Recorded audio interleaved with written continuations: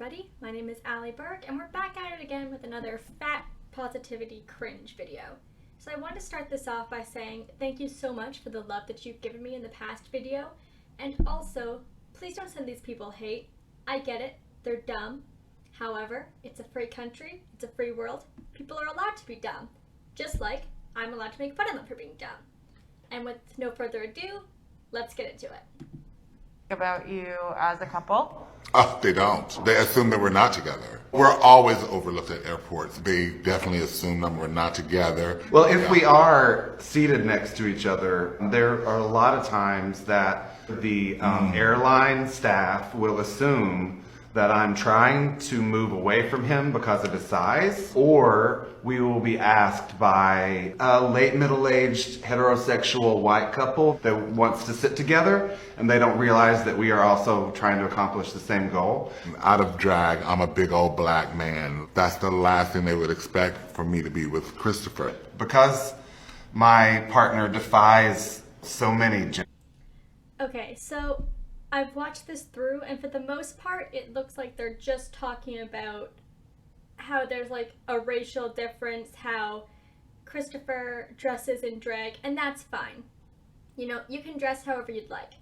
What I want to point out is how Splotchmaker, whom I really don't like, says also, notice how they only had one small size of chair. Even in this interview, the thin person is comfortable and thought of, and the fat person is an afterthought. Have you considered that that's a normal sized chair? Like, it looks tiny because Christopher's a big guy, but it's a normal sized chair. So here's the thought. If Christopher had the forethought of, oh, this chair's probably going to be too small for me, he would have brought his own chair. Like, you're allowed to do that.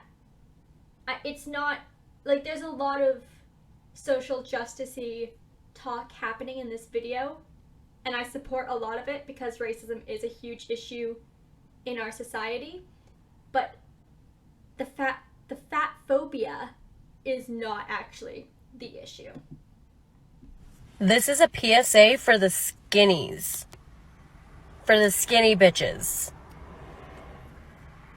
If when you're shopping, you take your size small and medium and go put it in the plus size to hide it and save it for yourself for later, you can fuck all the way off.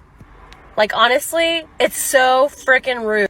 I don't think you guys have no idea, like, how slim pickings we already have as, like, fat and plus size people. All we can pick is shitty, ugly animal print and floral patterns. That's the shit we have to pick from. So when you put a really cute item and we're like so stoked about it, you pull the freaking item out and then you realize, oh, this is a XS. You have no idea how defeating that is. So please, on behalf of all the fat bitches who want to wear cute shit but can't, don't put your shit there. Okay. So I just want to say, this person uses they, them pronouns, and I expect all of you to respect that. We respect pronouns on this channel. But also, shopping for clothes is a pain in the ass, regardless of what size you are. Especially if you are assigned female at birth, because companies love to fuck around with their sizes. Like, I'm a small in a lot of stores, and then I'll go to another, like, I'll be a small in our Dean's. But then I'll go to the Gap, and for some reason I'm an extra small. Like, it makes no sense. They moved the goalpost. It's a pain. But also, like, as someone who does wear an extra small, a medium occasionally, the amount of times I've had to pick through 3X, 2X, extra large, large, medium, extra large again, and then at the very back there's like one extra small that I can try on, see if it fits. Like, there's a ton of plus size stuff. I don't know where you're shopping that there isn't plus size stuff. Because honestly, I am like overwhelmed with plus size options. I'm like, I just want a small, please. Like, get over yourself. It's not, like, I don't know anybody who hides their clothes in the plus size section. I think that's like customers being dicks. Like, I worked at a grocery store and people would hide their shit that they put back where it didn't belong. Like, I honest to God, I worked in the bakery section. I found a pack of hot dogs hidden behind the cupcakes. The hot dogs were like 20 feet away. Just go put it back. Customers are just dicks. That's the main takeaway here. Customers are dicks. I'm so fucking sick and tired of the Photoshop. Show me something natural. This video is for Mia Khalifa and Mia Khalifa only. If you are not Mia Khalifa, please go somewhere else. I am not Mia Khalifa. I'm gonna stick around anyway. will wait. Okay, Mia. So, I like you. I'm not going to shy away from that fact. I think you are an amazing person. But I have seen you post body positivity stuff like this, and I was curious if you know about the fat liberation movement. I was just informed about it by some of the nice people in my TikTok comments and messages, such as Curious Defiant. I'll tag her below. And a lot of the videos like show how body positivity has kind of been stolen by has been stolen by skinnier people when it was designed for bigger people. And I know Mia Khalifa is always down for learning and educating herself, and I feel like this is something that you, Mia, and if anybody else is watching would really get behind. So if it's something that you're interested in, I would look into it. And I'm tired of people being mean to you about you're not being truly body positive, because I know you want to be. Okay, body positivity is for anybody who has a body. Like, regardless, like, if you have a body, if you exist in the physical realm, body positivity is for you. It doesn't matter if you're fat, skinny, disabled, able-bodied, whatever. You belong in the body positive movement. I'm sick and tired of these fat activists trying to gatekeep it. If you have a body, you belong in the body positivity movement. Second of all, I actually think what this Mia person did was really good. Like, she's clearly a toned person. She probably works out. And I think it's good that she showed that when she sits, sometimes her body does weird stuff, because my body does that too. Everyone's does. It doesn't matter, like, there is a huge difference between a posed photo and an unposed photo. Like, I don't get why this McFlurry and fries is jumping down her throat of, this is off, you've, like, taken over this movement. Like, bugger off, man. Get a hobby. Mine is making fun of people like you on the internet. If you are thin and you post those body positivity photos where you're hunched over and forcing yourself to have rolls, I want you to feel embarrassed.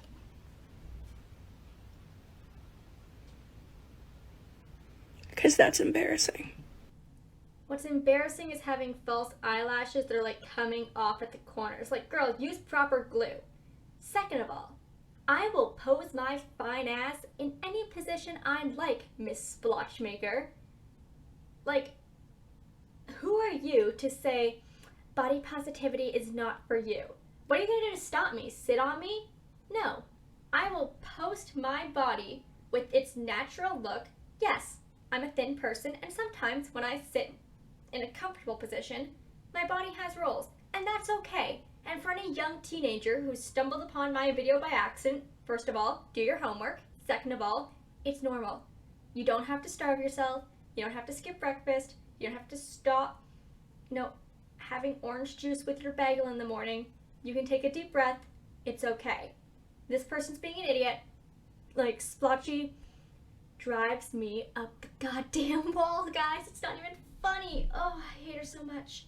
I love Nicole over here being like, no, because everyone can feel insecure about their own skin, and body positivity isn't just for one size. I love you. You're amazing. Thank you, Nicole. Nicole's out here doing the real shit. Nothing wrong with me. 3, nothing wrong with me. 4, nothing wrong with me. I'm absolutely losing it at the comments on this video because there's so many people saying things like, I haven't eaten carbs in years and my brain works great. Like, I'm gonna trust their judgment of their own mental capabilities when they've been depriving themselves of the main thing that makes your brain work. Your brain is arguably the hungriest organ in the body, consuming roughly 20% of your energy each day. Most of that energy is produced by tiny structures inside cells called mitochondria, which break down complex carbs from our food into simple sugars.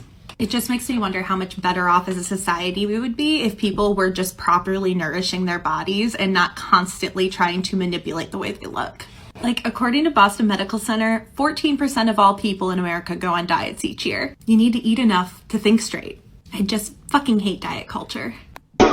Okay, so first of all, there is a huge difference between carbs. Like, all carbs are not built the same, and it's true. There isn't really a way to eat and not have carbs. Everything has carbs. An apple has carbs. Carrots have carbs. Bread obviously has carbs. What's important to realize is that not every carb is built the same. You know, the carbohydrates you get in carrots, you know, zucchini, proper vegetables, are very different from the ones you get in French fries or cinnamon buns or muffins. So there's a like, if you're cutting out or you're going on a low carb diet, that doesn't mean you're not eating. It means that you are focusing more on the quality of the carbs you're taking in. You're focusing more on your vegetables, your fruits, you know, proper nutrition. So, like, yes, you do need carbs, your brain needs them, but not all carbs are built the same. Second of all, I think it's really hilarious when fat acceptance people will play the, how should I trust you to know what's good for the body when you don't know how to take care of it? Like, I can say the same thing about you, babe. You clearly don't know how to take care of your body, or you wouldn't be that size. You wouldn't be putting yourself at risk for heart disease, diabetes, high cholesterol. You know, like, you don't know how to take care of your body. Who are you to come over here and be like, no one knows how to take care of their body but me? Just, you're an idiot. There is a difference of good and bad carbs, and diet culture is an issue. You don't always need to be so, I can't ever have a cupcake ever or I will die. Every now and again you should have a cupcake. I think that's good. Moderation is key. But at the same time, you can't be like, cupcakes all the time. There needs to be a balance.